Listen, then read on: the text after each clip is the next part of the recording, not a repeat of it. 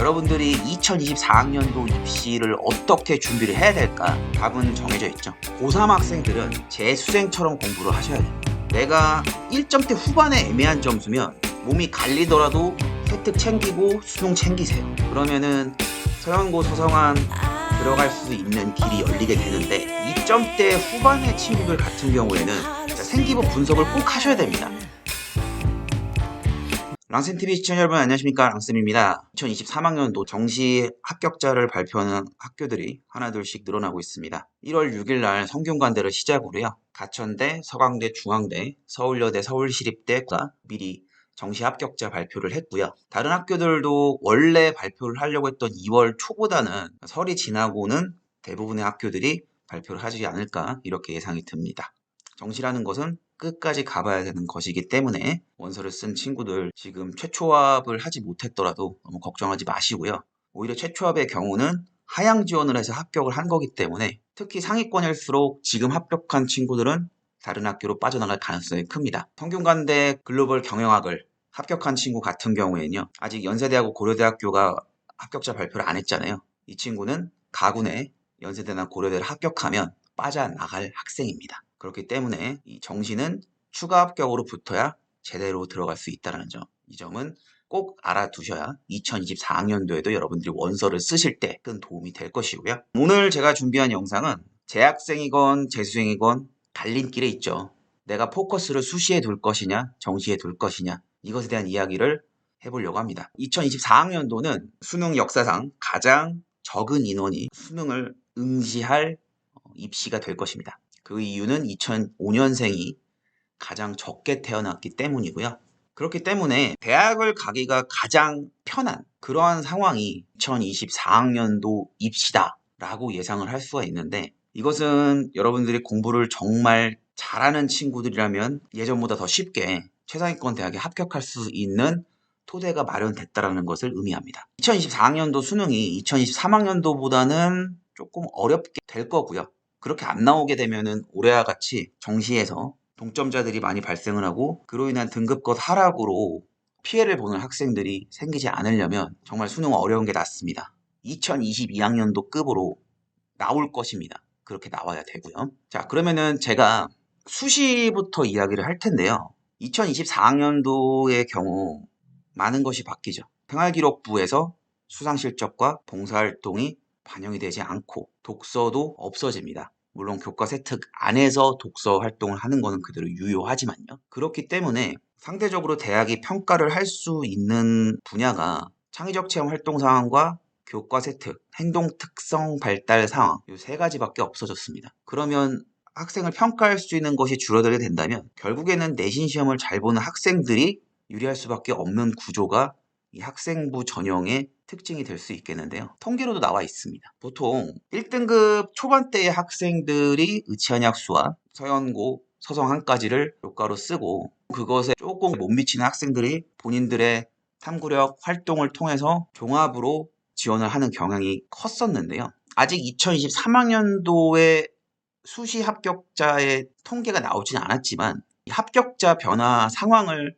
2020학년도부터 2022학년도까지 보면 교과 전형과 종합 전형의 격차가 줄어들고 있다는 것을 볼 수가 있습니다. 2020학년도 이후부터 교사 추천서가 폐지가 되고요. 평가를 할 수 있는 부분이 아무래도 보수적으로 평가를 할 수밖에 없게 되고, 그렇기 때문에 현재 서울대하고 연세대하고 고려대 스카이라인에서는 인문계하고 자연계의 차이점은 있지만 서울대는 교과 전형도 사실 학종 전형과 마찬가지이기 때문에 연세대하고 고려대를 놓고 보면 확연히 교과 전형과 종합 전형의 차이가 큰 차이가 없다라는 것을 보이고 있습니다. 한 가지 예를 들어드리자면 제 학생이 이번에 고려대학교에 학생부 종합 전형으로 붙었는데요. 2023학년도까지는 고려대학교가 학업 추천, 교과 전형과 학업 우수, 학종 전형을 동시에 지원할 수가 있었습니다.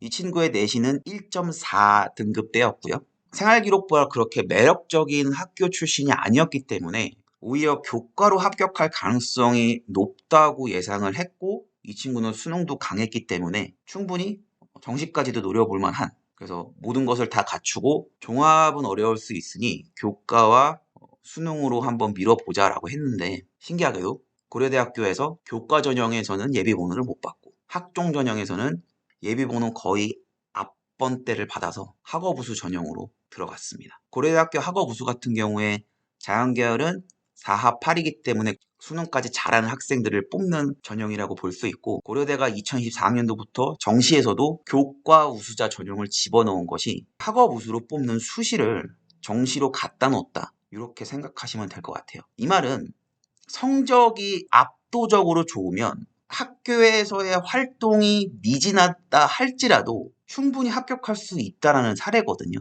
지금 2023학년도 입시를 치른 2004년생들 같은 경우에는 1학년 때 코로나로 인해서 거의 학교 활동이 미진했습니다. 그래서 영재고나 특목 자사고 학생들을 제외하고 일반고 학생들은 창의적 체험 활동 사항이 좋다고는 말할 수가 없었는데요. 그러한 학교 활동의 제약 속에서 결국 빛이 나는 거는 대학에서 이수할 수 있는 과목을 고등학교 때 다 적절하게 이수를 하고 그 과목대의 성적이 좋은가가 상당히 큰 영향을 끼친다라는 거죠. 그래서 교과의 경우 더 점수대가 타이트해지고요. 종합도 교과를 많이 보고 있다라는 것이 점점 드러나고 있습니다. 성균관대랑 서강대, 한양대의 경우도요. 성균관대랑 서강대는 교과와 종합의 격차가 크지 않고요. 한양대의 경우 학생부 종합전형의 선발 방식이 다른 학교랑은 약간 차이가 있기 때문에 그래서 격차가 살짝 나긴 하는데요. 터무니없이 교과 성적이 낮은 상태에서 예를 들어 내가 자사고다, 영재고다, 학교발로 활동으로 밀어붙여서 최상위권 대학을 가는 것은 4, 5등급 대에서는 거의 실현이 불가능해요. 근데 아직도 그 희망을 놓지 않고 있는 자사고와 특목고 학생들 같은 경우에는 본인의 꿈이 높다 하면은 정시 기반으로 학교 생활을 하는 것이 가장 현명하다고 보여집니다. 중앙대 같은 경우에는 한양대와 비슷한 행보를 보이고 있는데요. 이번에 중앙대의 경우도 내신이 2점대 후반 학생이 합격한 사례가 있습니다. 서울시립대까지 보시면 1등급 이내로 교과 종합의 격차를 보이고 있다는 점. 그래서 내신 성적이 동반이 되지 않은 활동만 많은 학생부는 근거가 없다, 그렇게 판단을 대학에서 하고 있다는 것을 여러분들이 아셨으면 좋겠습니다. 제 생기부가 좋은데요 라고 얘기를 하는 친구들의 생기부를 읽어보면 이것이 진짜 활동을 한 것인지 아니면 그냥 단순 보고서를 작성하고 끝난 것인지 그것을 바로 판가름할 수 있거든요. 여러분들이 직접 탐구하고 스스로 그 주제에 대한 확장을 할 수 없다면 그러면 그 시간에 내신 점수를 더 잘 딸 수 있도록 노력하시는 것이 훨씬 더 유리하다라는 것을 말씀을 드립니다. 2023학년도 입시를 토대로 보면은 건동옥 라인부터가 되게 치열하다는 것을 알 수가 있잖아요. 그것은 수시에서도 마찬가지입니다. 여러분, 교과 전형 같은 경우에 교과 성적만 보는 대학은 한양대학교와 광운대학교밖에 없거든요. 한양대는 서울대, 연세대, 고려대를 지원한 학생이 마지막으로 걸쳐놓는 거죠. 서울대의 경우 3합 7에 최저를 못 맞췄다거나, 연세대의 경우 면접에서 떨어졌다거나, 고려대의 경우 3합 7을 못 맞췄다, 이러면은 한양대 붙는 거예요. 그렇기 때문에 다른 학교보다 한양대학교 교과 전형의 내신 등급이 월등하게 높다라는 게 보이죠. 그러면 광운대는 뭐냐? 홍익대가 수시에서도 인기가 많습니다. 교과 전형에서 교과만 보거든요. 근데 홍대는 장치를 하나 걸었죠. 3합 7이라는 수능 최저가 존재합니다. 동국대 교과 세특을 본다고 하고요. 경희대 역시 교과 세특이 교과 전형에 같이 들어갑니다. 그럼 결국 이러한 친구들이 광운대까지 내려가기 때문에 광운대의 2023학년도 입결을 특히 자연계열 같은 경우에 2점대 초반 친구들도 떨어질 가능성이 큽니다. 이미 광운대를 2.1이 떨어졌다는 제보도 받았습니다. 그만큼 이 입시라는 것은 어려운 길을 가야지만 여러분한테 유리하다는 것을 항상 말씀드리잖아요. 단순 교과 성적만 갖고 명함을 내밀었을 때 광운대 라인까지 레인지가 넓어진다라는 게 교과에만 충실한 친구들 같은 경우에는 수능에 같이 동반되지 않을 경우에 내가 생각했던 것보다 그 자리가 아닌 대학교에 합격을 하게 된다는 것. 그렇기 때문에 저는 항상 말씀을 드리죠. 수시도 정시를 잘해야지만 합격할 수 있다고 말씀을 드리는 이유가 그 이유입니다. 이러한 학교의 특성 때문에 이 수시에서 2월이 어떻게 되느냐를 살펴보면 서울대, 연세대, 고려대, 성균관대, 서강대 같은 경우에는 수시에서 정시로 넘어가는 2월 인원이 많아요. 서연고를 내가 썼다. 자연계열 같은 경우는 어디도 쓰죠? 의치한약수에서 약들할지 한의대, 수의대까지도 써볼 수 있거든요. 그러면은 그쪽으로 넘어가는 학생들 때문에 이런 수시 인원이 발생을 합니다. 그런데 한양대나 중앙대, 경희대, 외대의 경우는요. 최대한 수시 합격자들이 등록을 하는 학교예요. 한양대의 경우는 최상위권 학생이 교과 전형만 합격했을 때 납치가 상당히 많이 되거든요. 어쨌건 등록해야 되잖아요.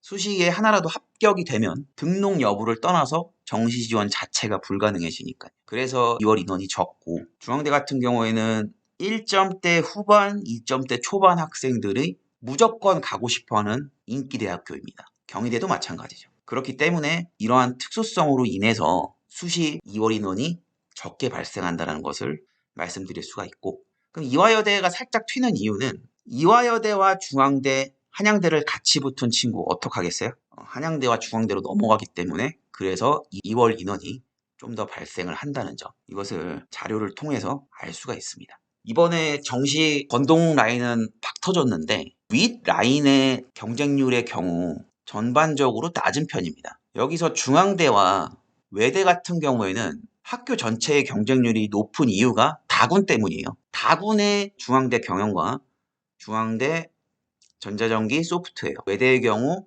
다군의 경영학과가 있죠. 그래서 전반적인 학교 경쟁률이 올라간 것이고, 나머지는 경쟁률이 높지 않은 편이에요.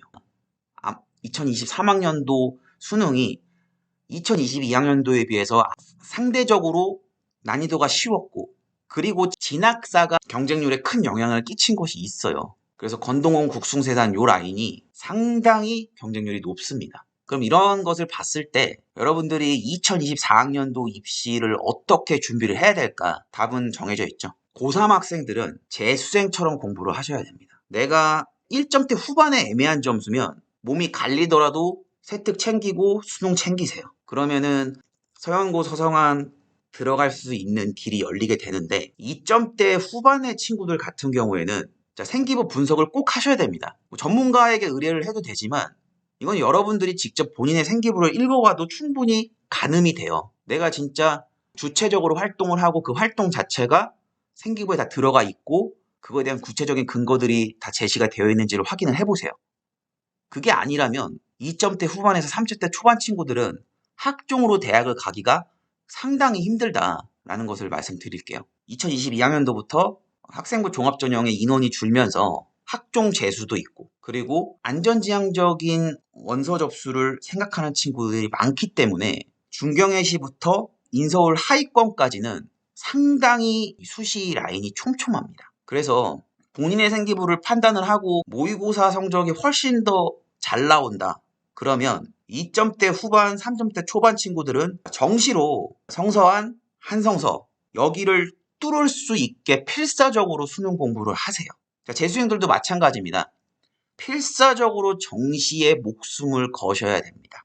내가 자연계열에서 수학이 탁월하다. 그럼 수리논술 가져가시고요. 내가 국어에 자신 있다. 그러면 인문논술을 보험으로 몇 개 가져가시되 결론은 수능이죠. 수능을 잘 봐야 됩니다. 서울대 같은 경우에 경쟁률이 2대1도 안 되는 학과들이 있어요. 교과평가를 한다고 해서 교과평가에 쫄려가지고 원서를 안 쓴 친구들도 있고, 그래서 1단계에서 5등급을 친구도 합격한 과가 있어요.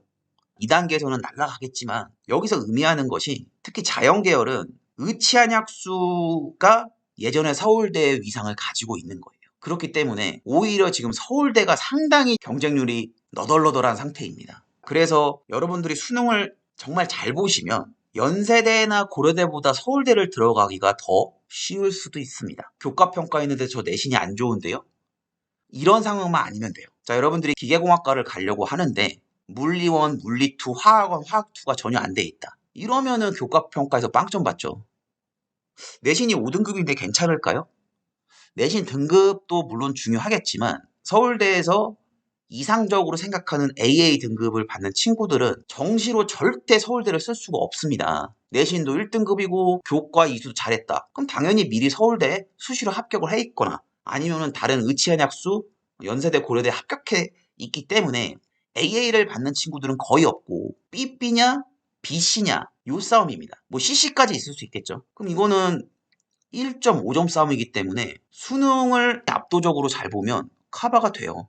오히려 이렇게 어려워졌잖아요, 입시가. 그러니까 이렇게 경쟁률이 너덜너덜해지는 것이 이게 바로 입시의 패러다임이에요. 그래서 여러분들이 수시를 같이 가져가겠다. 그러면 1점대 후반 친구들인 경우나 2점대 극초반 친구들까지는 3학년 때 어떻게 해서든지 등급을 더 올릴 수 있도록 노력을 하시면서 수능 공부도 필사적으로 해야 되니까 이번 겨울방학 때 미친 듯이 공부를 하셔야 되고요. 그게 아니다 싶으면 정시와 논술 쪽으로 포커스를 맞추는 것이 여러분들이 꿈이 낮으면 상관이 없는데요. 꿈이 높다면 포커스를 수능과 논술로 맞춰야지 안 그러면 이도저도 안 돼서 결국 재수하게 됩니다. 자, 2024학년도 입시는 대학 가기 가장 좋은 해라고 제가 계속 말씀을 드리죠. 공부해야겠죠. 제가 자사고인데 2점대 후반입니다. 그러면 꼭 생기부 분석하셔야 됩니다. 애매하면 정시가 낫습니다.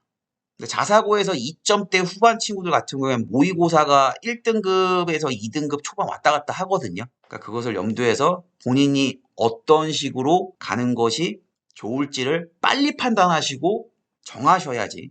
대부분 학교에서는 좀만 더 챙기면 갈 수 있다라고 하죠. 근데 그렇게 해서 목표에 가려면 무조건 1.7 안에 들어가는 친구들만 생기부 관리를 더 해서 서울대, 연세대, 고려대를 갈 수가 있는 것이 현재의 입시입니다.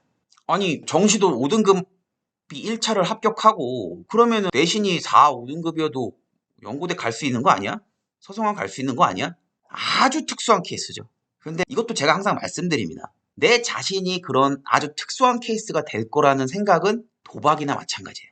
거의 일어나지 않습니다. 정직하게 많이 공부하면 어떤 전형이라든지 여러분들 무조건 대학 갑니다. 그래서 지금 1월 달에 절반이 지났는데 이 2주 동안 여러분들이 공부를 얼마나 하셨는지 복기를 해보세요. 하루 종일 공부를 해야 된다고 했는데 과연 내가 지켰는지. 아직 3월이 되기에는 시간이 좀 있습니다. 여러분들 하루 종일 공부하십시오. 16시간, 17시간 이런 시간도 정하지 마시고 그냥 일어나면 모든 생활 라이프가 공부면 됩니다. 결론은 공부를 많이 해야 된다라는 건데 나의 현재 위치를 보고 어디에 포커스를 맞추는 것이 훨씬 유리한지는 따져보시는 것이 필요합니다.